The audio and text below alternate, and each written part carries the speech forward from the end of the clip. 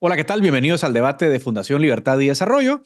Hoy nos acompaña Rodolfo Mendoza, el director ejecutivo de Diestra, una firma que analiza y hace inteligencia de riesgo político, y también Renzo Rosal, nuestro politólogo invitado frecuente en este espacio, ambos para analizar los resultados que da este ejercicio que ha hecho Rodolfo con Diestra y vamos a decirlo en términos generales, hay una evaluación que se hace entre expertos sobre la percepción del rumbo del país, sobre la percepción del desempeño del presidente y sobre la percepción también de algunas figuras importantes a nivel de alcaldías y por supuesto a nivel de Congreso. Entonces, para entender mejor los hallazgos y lo que podemos sacar en limpio de estos hallazgos, voy a empezar contigo, Rodolfo, para que nos comentes un poco o que nos resumas un poco los resultados de la sensación que has podido recoger en este ejercicio muy interesante que hiciste respecto de cuál es el rumbo del país, cuáles son aquellos temas clave que están definiendo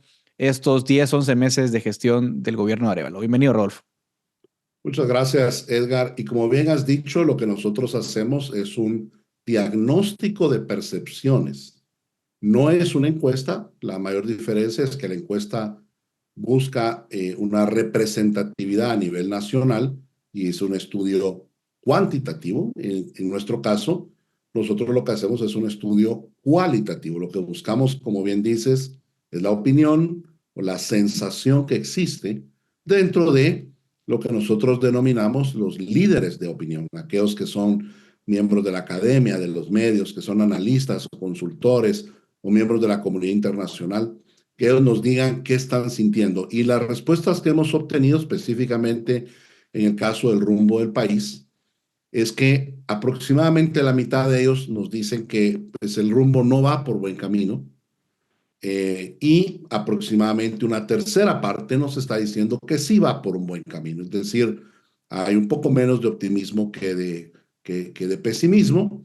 El otro poco es aquellos que lo dicen, bueno, es muy temprano todavía como para poder ver que el país va por un buen rumbo. Y luego de eso, esto se une mucho, por supuesto, a la percepción que hay acerca del gobierno, al cual nosotros buscamos encontrar aquellas fortalezas y debilidades que le encuentran. Digamos, a manera de fortaleza, mencionan mucho la transparencia y los cuadros técnicos que tienen, la apertura que están teniendo y el deseo de conciliar entre diferentes posturas que hay, es decir, no tienden a ser controversiales, sino más conciliadores. Además, le hablan de la fortaleza de la diplomacia que ha tenido este gobierno y sus efectos en la mejora de lo que es la imagen del país. Y también interesante es que la comunicación que en julio ha sido calificada como una debilidad, pues ahora la están calificando como una fortaleza. Pero lamentablemente entre las debilidades, pues sí mencionan que hay ingobernabilidad, es una incapacidad o una ausencia de autoridad por la inexperiencia de sus funcionarios, una incapacidad de negociar, una pasividad, tienen mucha dilación en decisiones críticas que deberían de estar ellos tomando ya decisiones y hay mucha tardanza en ello. Y también hay una falta de pragmatismo, es decir, hay no solo esa inacción que te había dicho, sino también que como quieren discutir todos en mesas de diálogo antes de implementarlo, escuchar, digamos, a todos, tienen, digamos, exceso de diplomacia incluso a nivel interno, quiere decir que no logran tomar decisiones apropiadas en el momento oportuno y eso ha hecho que algunos temas, por poner un ejemplo, el kilómetro 44 de la autopista, les machucando el dedo. Entonces, esto es lo que a manera general estamos viendo de lo que es el rumbo del país y el rumbo del gobierno. Interesantísimo ejercicio, Renzo, para conocer tu opinión. Veamos un poco las conclusiones, porque de alguna manera me parece que es bien interesante ver que la gente te dice, bueno, vemos bien que el gobierno es transparente, es abierto, dialoga, pero parece que eso se convierte luego en una de las desventajas, ¿no? No vemos un liderazgo, no vemos una claridad de metas, no lidera el presidente probablemente en la agenda nacional. Vamos a hablar más adelante de Congreso. No lideran agenda legislativa, no lidera, digamos, en los grandes temas. Entonces, ¿cuál dirías tú que es, digamos, la característica definitiva de esta evaluación? Bueno, creo que un elemento importante que hay que ver este estudio en, digamos que en un elemento clave derivado del resultado electoral y de toda la apoteosis y todo el momento crítico que vivimos el año 2023. Y esto como una extensión, guste o no, al presidente Arévalo y compañía. Es decir, hay un alto nivel de expectativas y las elecciones 2023 suponen o ese era un poco un punto fundamental, la necesidad de hacer como un corte importante en el país y la reconducción, la necesidad de tener unos nuevos conductores, que está muy bien que sean muy prodemócratas, muy dialogantes, muy etcétera, pero que se necesita tener un fuerte golpe de timón para que este parteaguas 2023-2024 se pudiera hacer realidad.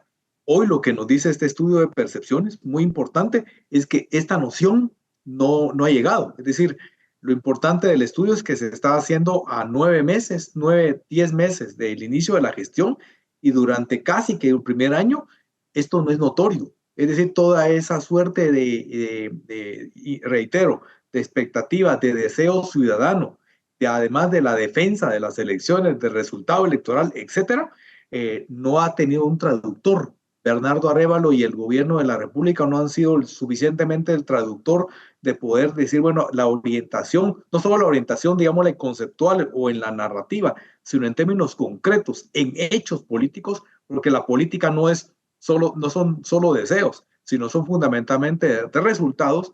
Y lo que nos dice el estudio es que ahí es donde está el punto de quiebre. No hay resultados, no hay una visión, no hay una...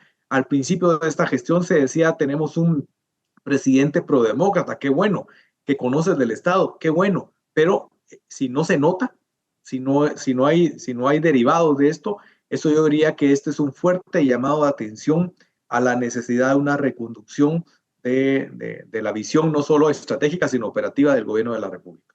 Me llama la atención algo, Rodolfo, en tu ejercicio, que claro, como bien lo señalaste al principio, y lo vuelvo a aclarar por aquello de las dudas que nos sintonizan a la mitad, es un estudio cualitativo, o sea, estás hablando con tomadores de decisión. Pesa mucho el tema infraestructura, ¿no? Pareciera ser que es como el tema, ¿no? La parte portuaria, la autopista, etcétera. Sin embargo, cuando vemos a los diputados, ¿no? Que hacen oposición, se enfocan más en seguridad. Y veo que la seguridad en tu ejercicio salió menos mencionada en esta ocasión de lo que fue en julio, ¿no? Hay como un contraste entre lo que ve la clase política y lo que ven los expertos, ¿no? Es correcto, en el mes de julio, y aprovecho a decir que esto lo hemos hecho cada 3 meses y por eso estamos hablando del estudio del mes de julio, nos salía ya el tema de infraestructura, ya había problemas, por supuesto, de aeropuerto, ya había pasado lo del kilómetro 44, ya estaba lo del puerto también en APM Terminals y en EPQ, etcétera. O sea, infraestructura ya salía como la principal crisis, pero violencia salía también. Estaba en su apogeo esa narrativa de que había crecido la violencia y todavía no había empezado la interpelación al ministro de Gobernación. Pues sí, acababa de ser el tema de Farruko, Pop, ¿verdad? Eso es algo que afectó mucho en la narrativa, pero en los indicadores pues no se ha mostrado un aumento de la violencia. La violencia realmente está estancada. Llevamos 3 años en que la tasa de homicidios pues básicamente está estancada, ¿no?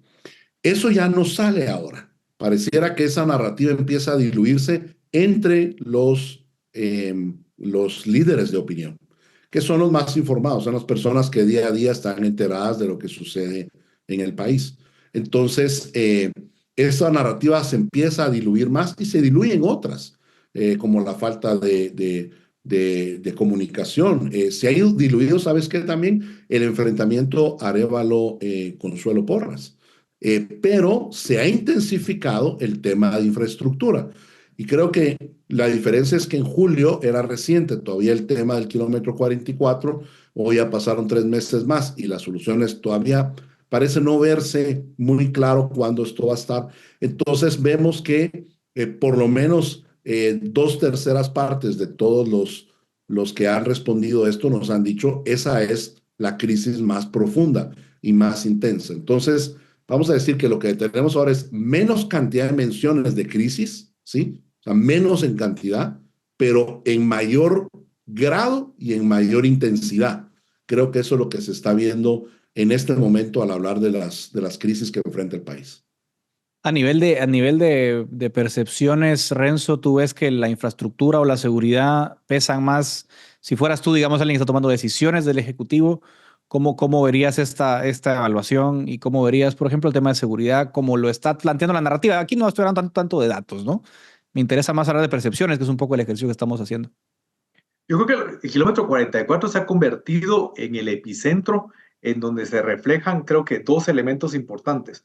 Uno, un problema que obviamente tiene niveles N tipo de afectaciones económicas, sociales, etcétera, pero donde se mira la falta de la ineficacia, la inefectividad de la gestión. Entonces se ha convertido como una especie de elemento emblemático de la deficiente gestión del gobierno como un asunto que es real. El kilómetro 44 además a diferencia del tema de la seguridad, que son múltiples hechos, el tema del kilómetro 44 es visible, literalmente es un agujero.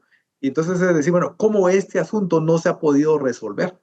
Y en paralelo se están abriendo ahora, y eso seguramente se podrá evaluar quizás en la siguiente línea, las otras afectaciones que se están generando en los últimos días en el occidente, en Chimaltenango, en otros kilómetros de la costa sur, etcétera. Pero el kilómetro 44 es un poquito el símil, haría yo. Lamentablemente, el símil que voy a hacer es el incendio, las niñas que murieron quemadas durante el gobierno de Jimmy Morales. Entonces, ese hecho, digamos, se convierte en el hecho icónico de los hechos lamentables que obviamente no debieron haber sucedido, pero que es el punto de quiebre, en donde es notorio la prevalencia de indecisiones o de falta de decisiones, inefectividades, etcétera. Entonces, en la medida en que sigamos acumulando, hablar del kilómetro 44, lo estamos utilizando como un indicador, como bien lo mencionaba Rodolfo, de la densidad de la crisis que prevalece en el país. Me gustaría que hablemos de Congreso porque nos quedan ya unos 6 minutos apenas. Interesante el ejercicio porque medías en percepciones, Rodolfo, la incidencia de los diputados. Nery Ramos aparecía a la cabeza y efectivamente Nery Ramos se reelige. Veo eso sí en Congreso que hay, claro, diputados que destacan por influencia, otros por ser más ideólogos, ¿no? Veo, sin embargo, Rodolfo, que lo que no hay, quizás para fortuna del gobierno, es un articulador o un líder de la oposición. Pareciera ser que hay un Congreso muy horizontal, ¿no? Con varias figuras que tienen una incidencia interesante. Nery Ramos al final no deja de ser un diputado de un bloque chiquito, pero no hay un articulador de oposición, o soy yo el que no lo ve. Nosotros le llamamos un Congreso bisagrista, es decir, las bisagras son la mayoría. Hay, por supuesto, un grupo de oposición que el líder que más identifican es Alan Rodríguez. Hay, por supuesto, un grupo oficialista que el líder que más identifican, en este caso, es a Samuel Pérez. Pero el gran grueso son diputados bisagra que en algunos momentos votan con el oficialismo, en algunos otros momentos votan con la oposición. Y por eso es que tenemos esta contradicción de resultados que vienen del Congreso. Por un lado tienes una ampliación presupuestaria que favorece al Ejecutivo y por el otro lado una elección de Cortes que pareciera ser contraria al Ejecutivo.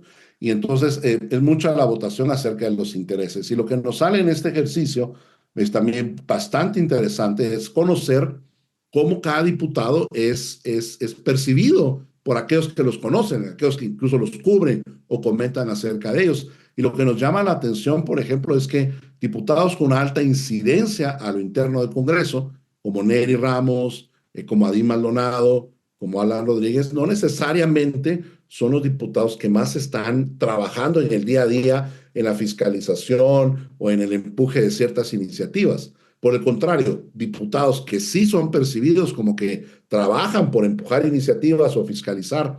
Estoy hablando del caso de Evelyn Morataya, Julio Héctor Estrada, Karina Paz, Cristian Álvarez. Son diputados que no tienen mucha incidencia a lo interno del Pleno. Es una contradicción, ¿no?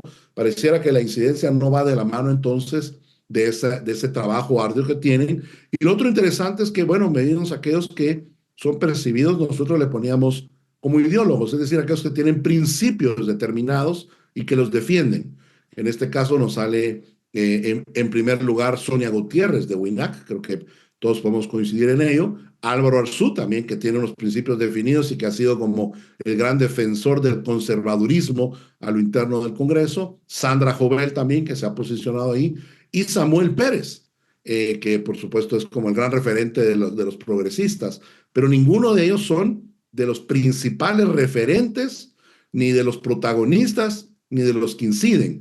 Entonces pareciera que ni el trabajo ni la línea ideológica es lo que ahorita está siendo lo más importante a lo interno del Pleno del Congreso, sino que la incidencia proviene de la capacidad de gestionar a tanto grupo granulado en conocer sus intereses y en poder lograr un consenso para conseguir los votos. Y en ese sentido, Renzo, para ir terminando, realmente no hay una victoria del Ejecutivo definitiva a lo interno del Pleno. No digamos que la ampliación presupuestaria es una victoria, o sea, es un logro, pero no es una gran victoria, un gran proyecto que impulsa el Ejecutivo. La agenda legislativa de la primera mitad del semestre fueron leyes que impulsaron los bisagristas, ¿no? Salvo quizás la ley del cáncer, ¿no? Que podríamos decir es algo que había impulsado desde la bancada Semilla. Y ahora vemos lo mismo, ley de infraestructura vial no es una iniciativa del gobierno. Es decir, la agenda no la mueve el gobierno, Renzo. Totalmente. El Ejecutivo no tiene, el Ejecutivo como Ejecutivo y su representación en el Congreso, yo diría que en los últimos meses y de aquí en adelante creo que va a ser la tónica, no están metiendo las manos para nada. Es decir, lo único que pudo haber hecho ayer en la jornada de la elección o de la Junta Directiva fue que Samuel Pérez presentó la planilla. Hasta ahí, digamos, llega su rol en pedir la palabra y leer los nombres y se acabó. Pero no es un jugador, digamos, no es un jugador, ni siquiera está en la banca, no está en el cuadro titular, no está en la banca, quizás por episodios está entre el público, a lo sumo, si quisiéramos hacer un poco ese símil. ¿Y tú ves alguna oportunidad del Ejecutivo para que pudiera avanzar un poco más la agenda legislativa? Es decir, ¿no debería el Ejecutivo plantearse de aquí en adelante, decir, bueno, debería aprovechar ese bisagrismo un poco para mover la agenda a mi lado? Por supuesto, yo diría que además debería de, aquí creo que el estudio le abona en buena medida para que el Ejecutivo, tanto como tal, y su expresión en el Legislativo pudieran hacer un proceso de reconducción. ¿Están a tiempo? Yo creo que sí, pero no les queda tampoco tanto. Entonces yo creo que sí es un escenario importante para hacerse ver más, tanto en cuanto el ejercicio del gobierno, el Ejecutivo, la presidencia en específico, y también en cuanto al juego en el Congreso de la República. Creo que eso es lo importante, que no tomen con desdén lo que este estudio, creo yo, les lanza, les plantea un conjunto de desafíos que el país está demandando, y en este caso, pues es yo diría, voces en buena medida autorizadas, las que con un buen nivel de representación y que no está representado en este caso la oposición, porque este no es un estudio que uno pueda decir fue manipulado o manejado por ABC sectores, y me parece que tiene una lectura bastante más amplia. Bueno, muchas gracias a Rodolfo Mendoza, a Renzo Rosal por este análisis. Efectivamente, es un ejercicio, un corte de caja que hay que hacer periódicamente y veremos qué es lo que viene, pero yo me quedo en esas conclusiones, ¿no? Es un gobierno que todavía tiene esa carta de no soy el gobierno anterior, es un presidente que simpatiza, es un presidente que genera confianza, pero poco a poco con el tiempo los resultados van a ser, los resultados de corto plazo van a ser lo que determine el humor, el sentimiento del público. Y lo segundo es que efectivamente el Congreso es un Congreso acéfalo, todavía, ¿no? Muy anárquico, en el que las agendas se van moviendo un poco en función de las pequeñas coaliciones que se vayan generando, pero entre esas coaliciones no parece ser el Ejecutivo el que lidera por el momento. Veremos si eso cambia en los próximos meses. Así que gracias por acompañarme a ambos. Hasta aquí llega el debate de Fundación Libertad y Desarrollo.